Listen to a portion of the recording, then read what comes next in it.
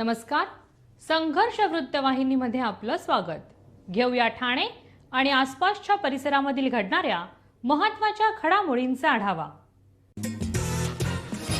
प्रजासत्ताक दिनानिमित्त साकेत मैदानावरती शालेय शिक्षण मंत्री दीपक केसरकर यांच्या हस्ते झाले ध्वजारोहण. भारतीय प्रजासत्ताकाच्या 74व्या वर्धापन दिनानिमित्त ठाणे जिल्ह्यातील मुख्य शासकीय ध्वजारोहण पोलीस क्रीडा संकुल साकेत मैदान येथे सकाळी 9:15 वाजता शालेय शिक्षण मंत्री दीपक केसरकर यांच्या हस्ते ध्वजारोहण संपन्न झाले. यावेळी नागरिक, प्रसार माध्यम प्रतिनिधी मोठ्या संख्येने या राष्ट्रीय कार्यक्रमास उपस्थित होते. यावेळी उत्कृष्ट कामगिरी करणाऱ्यांचे मंत्री दीपक केसरकर यांच्या हस्ते सत्कार करण्यात आला. यावेळी जिल्हाधिकारी अशोक शिंगारे, ठाणे महानगरपालिका आयुक्त अभिजित बांगर, ठाणे पोलीस आयुक्त आशुतोष डोंबरे, पोलीस आयुक्त दत्तात्रय कराळे व आमदार संजय केळकर, माजी आमदार रवींद्र फाटक व इतर मान्यवर उपस्थित होते. यावेळी मंत्री दीपक केसरकर यांनी नागरिकांना गणराज्य दिनाच्या शुभेच्छा दिल्या व पत्रकारांनी विचारलेल्या प्रश्नांची उत्तरे देखील दिली. अतिशय सुंदर आणि देखणं असं हे संचलन राज्य राखीव पोलीस बलगट क्रमांक 11, राज्य राखीव पोलीस बलगट क्रमांक 11, प्लाटून कमांडर आहेत पोलीस उपनिरीक्षक योगेश जाधव. नेमणूक राज्य राखीव पोलीस बलगट क्रमांक 11, सुपर न्यूमररी पोलीस उपनिरीक्षक Rahul Patil, Ulhasnagar police station. Supernumerary police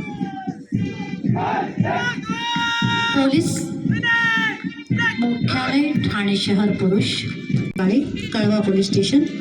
police उपनिरीक्षक नागेश पिसाळ, कासार वडवली पोलीस स्टेशन कामे करतात. अतिशय उत्कृष्ट अशी सेवा ते बजावतात. यानंतर मुख्यालय ठाणे ग्रामीण, सुपर न्यूमररी पोलीस उपनिरीक्षक विशाल पवार, ठाणे ग्रामीण. पोलीस उपनिरीक्षक लहू राठोड, राबोडी पोलीस स्टेशन. कैदी पार्टी गार्डची पूर्तता करणं आणि कायदा व सुव्यवस्थेचे नवेश सुंदर असं संचलन, अतिशय देखणा असा हा सोहळा प्लाटून कमांडर पोलीस उपनिरीक्षक रुपेश नरे, नेमणूक वाकडे एस्टेट हे करत असतात. अतिशय देखणा असा हा सोहळा पोलीस मुख्यालय ठाणे शहर महिला, प्लाटून कमांडर आहेत महिला पोलीस उपनिरीक्षक प्रतिभा माळे, नेमणूक Mahatma Phule Chowk police station. Supernumerary police उपनिरीक्षक Sonali Ahire, Rabodi police station. Police उपनिरीक्षक पल्लवी कोकाटे, वर्तक नगर व सुव्यवस्थेच्या अनुषंगाने बंदोबस्त करणं. असे पोलीस मुख्यालय ठाणे शहर महिलाचं सुंदर असं प्लाटून.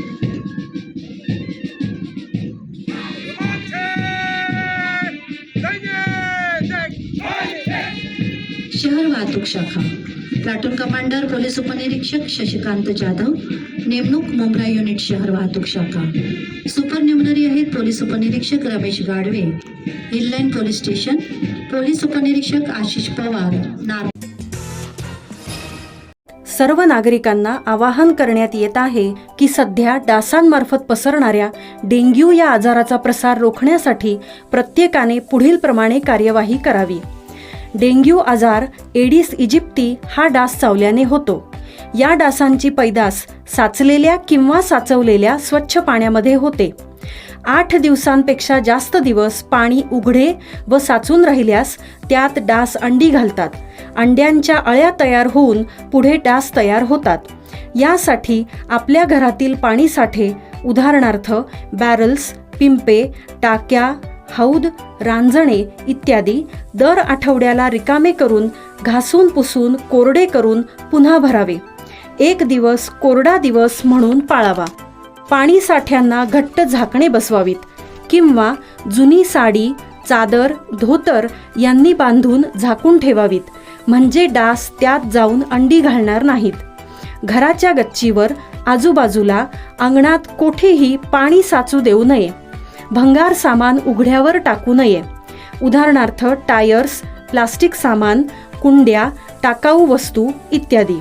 अशा सामानात पावसाचे पाणी साठून त्यात डेंग्यूच्या डासांची पैदास होते.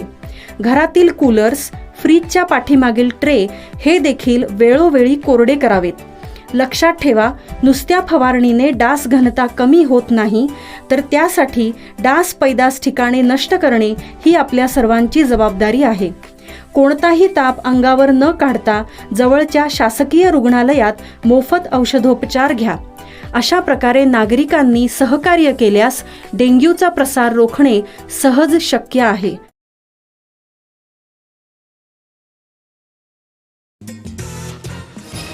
महाराष्ट्रातील 48 जागा इंडिया आघाडी जिंकणार, अखिल भारतीय राष्ट्रीय महिला काँग्रेस अध्यक्षांचा दावा. ममता बॅनर्जी या इंडिया आघाडी सोबतच. इंडिया आघाडी महाराष्ट्रातील 48 जागा लढणार नाही तर त्या सर्व जागा जिंकणार असल्याचा दावा अखिल भारतीय राष्ट्रीय महिला काँग्रेस अध्यक्ष अलका लांबे यांनी ठाण्यामध्ये केला. जर महिला आरक्षण झाले असते तर यंदा महाराष्ट्रातून 13 ते 14 महिला निवडून लोकसभेत गेल्या असत्या. मात्र भाजपाने महिला आरक्षण कायदा लागू न करता त्यांचा हक्क हिरावून घेतला. पण जास्तीत जास्त महिलांना लोकसभेत पाठवण्यासाठी जागा वाटपात काँग्रेसच्या वाटेला येणाऱ्या जागेवरती जास्तीत जास्त महिला उमेदवार देणार असल्याचं सूचक विधानही त्यांनी यावेळी केलं. याशिवाय ममता बॅनर्जी या इंडिया आघाडीसोबत आहेत आणि त्या इंडिया आघाडीसोबत राहणार असल्याचंही त्यांनी यावेळी सांगितलं. ठाण्यातील 3 हात नाका येथील टिपटॉप प्लाझा हॉटेलमध्ये महिला विस्तारित कार्यकारिणीची महत्त्वाची बैठक संपन्न झाली. या बैठकीमध्ये महिलांना मार्गदर्शन करण्यासाठी त्या आल्या असताना या बैठकीला संबोधित करण्यापूर्वी लांबा यांनी एक पत्रकार परिषद घेतली. पुढे बोलताना त्यांनी भाजपवरती जोरदार टीका केली. भाजपाने महिला सक्षमीकरण करण्यासाठी 33% महिला आरक्षणाचा कायदा आणला, पण तो लागू कधी होणार हे माहीत नाही. जर हा कायदा लागू झाला असता तर महाराष्ट्रातील जास्त महिला लोकसभेवरती निवडून गेल्या असत्या. तेथे जाऊन त्यांनी होणाऱ्या अत्याचार आणि हक्कासाठी लढून आवाज उठवला असता, असंही त्या म्हणाल्या. मात्र त्या महिलांना भाजपाने वंचित ठेवून न्याय हक्कापासून अर्धवट ठेवण्याचं काम केल्याचं यावेळी लांबा यांनी म्हटले. पड़ेगी तो उन्हें बहुत हिम्मत मिलेगी आपके यहाँ पर देखकर कि मेरे आने का इंतजार, मुंबई महाराष्ट्र पहुंचने का इंतजार एक एक को है. राहुल गांधी जी पहले भारत जोड़ो यात्रा की 4000 किलोमीटर चले, कन्याकुमारी से कश्मीर तक चले और बोला नहीं कर पाएंगे, लेकिन 26 जनवरी का दिन था और कश्मीर का लाल चौक पर तिरंगा राहुल गांधी जी लहरा रहे थे. कर दिखाया. ये हिम्मत लोगों के बीच में रहना चाहती हूँ. मुझे लगा मैं अलग हूँ. देखिए, मैं सिर्फ एक बात करने आई हूँ. हमारा नेता 4000 किलोमीटर चला. मकसद क्या था? भारत को जोड़ना उसकी कोशिश थी, उसकी सोच थी. कश्मीर से कन्याकुमारी चले और भारत को जोड़ने का काम कामयाबी से हुआ. आज यात्रा का नाम है भारत जोड़ो न्याय यात्रा. मैं कांग्रेस वर्किंग कमेटी की सदस्य हूँ. अध्यक्ष खड़गे जी के सामने प्रस्ताव आया कि देश का कांग्रेस का कार्यकर्ता, हमारी बहनें, हमारे किसान, हमारे युवा सब चाहते हैं कि राहुल गांधी जी ने कन्याकुमारी से कश्मीर, दक्षिण से उत्तर यात्रा की, पूर्व से पश्चिम भी करें. ये प्रस्ताव आया था. सब राहुल गांधी जी की तरफ देख रहे थे कि क्या होगा.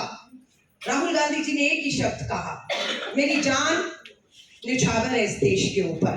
मेरे परिवार ने शहादतें कुर्बानियां दी हैं और आज मुझे इतना जो प्यार भारत जोड़ो यात्रा में मिला है वो मेरे ऊपर कर्ज है. इस कर्ज को उन्होंने कहा मैं चुका नहीं पाऊंगा. अगर पूर्व से पश्चिम की यात्रा करनी होगी तो मैं करूंगा. और वो निकल पड़े.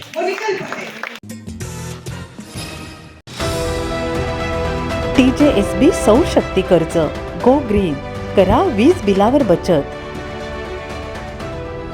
आकर्षक व्याजदर, 84 महिने परतफेड कालावधी, 80% लोन, व्यावसायिक आणि उद्योजकांकरता सुद्धा.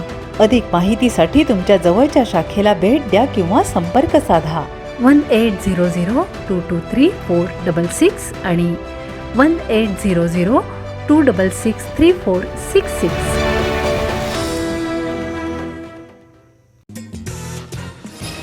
ठाणे महानगरपालिकेच्या वतीने भारतीय प्रजासत्ताक दिन मोठ्या उत्साहात साजरा. सफाई कर्मचारी गुणवंत कामगार पुरस्काराने सन्मानित. भारतीय प्रजासत्ताक दिनाचा 74वा वर्धापन दिन ठाणे महानगरपालिकेच्या वतीने मोठ्या उत्साहात साजरा करण्यात आला. महापालिका मुख्यालयाच्या प्रांगणात आयुक्त तथा प्रशासक अभिजित बांगर यांनी राष्ट्रध्वज वंदन केले. यावेळी ठाणे महानगरपालिकेचे सुरक्षा दल, अग्निशामक दलाचे जवान, आपत्ती व्यवस्थापन दलाचे जवान यांनी राष्ट्रध्वजाला मानवंदना दिली. ध्वजवंदन सोहळ्यानंतर ठाणे शहराच्या स्वच्छतेसाठी योगदान देणाऱ्या महापालिकेच्या सफाई कर्मचाऱ्यांचा गुणवंत कामगार पुरस्कार देऊन आयुक्त अभिजित बांगर यांनी सन्मान केला. सुनीता खरे, भाग्यश्री कोचकर, अनिता काशीद, प्रतिभा जाधव, नंदा कारंडे, पोपट वागचौरे, मच्छिंद्र खेडेकर, राजेंद्र मालुसरे, हरिश्चंद्र खुराटकर, सुजित कुमार वाल्मिकी या सफाई कर्मचाऱ्यांचा गौरव करण्यात आला.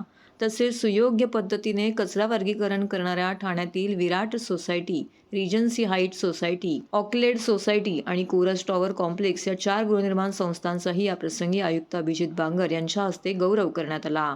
ध्वजवंदन सोहळ्यास परिवहन समितीचे सभापती विलास जोशी, माजी नगरसेवक नारायण पवार, संदीप लेले, विकास रेपाळे, अतिरिक्त आयुक्त संदीप माळवी, अतिरिक्त आयुक्त प्रशांत रोडे, सर्व वरिष्ठ अधिकारी, कर्मचारी इत्यादी उपस्थित होते. प्रांगणातील सोहळ्यानंतर महापालिका भवन येथील कैलासवासी नरेंद्र बल्लाळ सभागृहात महनीय व्यक्तींच्या प्रतिमांना पुष्पहार अर्पण करण्यात आला. त्याचबरोबर महापालिका क्षेत्रातील महनीय व्यक्तींच्या पुतळ्यांना पुष्पहार अर्पण करून अभिवादन करण्यात आले. यावेळी ठाणे महानगरपालिकेचे आयुक्त अभिजित बांगर यांनी ठाणेकर नागरिकांना गणराज्य दिनाच्या शुभेच्छा दिल्या. आणि कोरम कॉम्प्लेक्स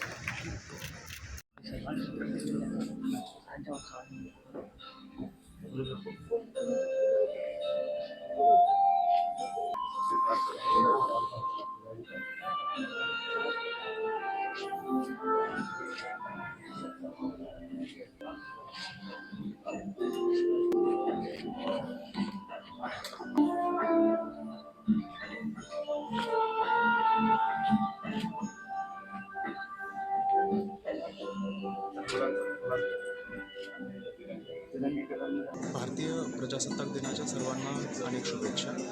आज प्रजासत्ताक दिनाचा सोहळा साजरा करताना आपण शहरामध्ये शहर स्वच्छ ठेवण्यासाठी अगदी जीवापासून जे प्रयत्न करतात अशा सफाई कर्मचाऱ्यांचा या ठिकाणी सन्मान केला. त्याचबरोबर अशा सोसायट्या ज्या सेग्रिगेशन करतात आणि त्यांच्या सोसायटीमध्ये निर्माण होणारा ओला कचरा त्या सोसायटीमध्येच त्याचं कंपोस्ट करतात, अशा सोसायट्यांच्या पदाधिकाऱ्यांचाही या ठिकाणी सन्मान केला. आजच्या दिवशी आपण जेव्हा प्रजासत्ताक दिन साजरा करतो त्यावेळी जे सफाई कर्मचारी अहोरात्र शहर स्वच्छ ठेवण्यासाठी प्रयत्न करतात त्यांच्यासाठी 1 मिनिट आपण वेळ काढून त्यांच्या जे काही प्रयत्न आहे त्याचा आदर राखण्यासाठी त्याची आठवण काढली पाहिजे. सर्व नागरिकांना पुन्हा एकदा प्रजासत्ताक दिनाच्या अनेक शुभेच्छा. ठाणेकर मालमत्ता करदात्यांसाठी करातील व्याज माफी अभय योजना 31 डिसेंबर 2023 पर्यंत मालमत्ता करावरील 100% व्याज माफ.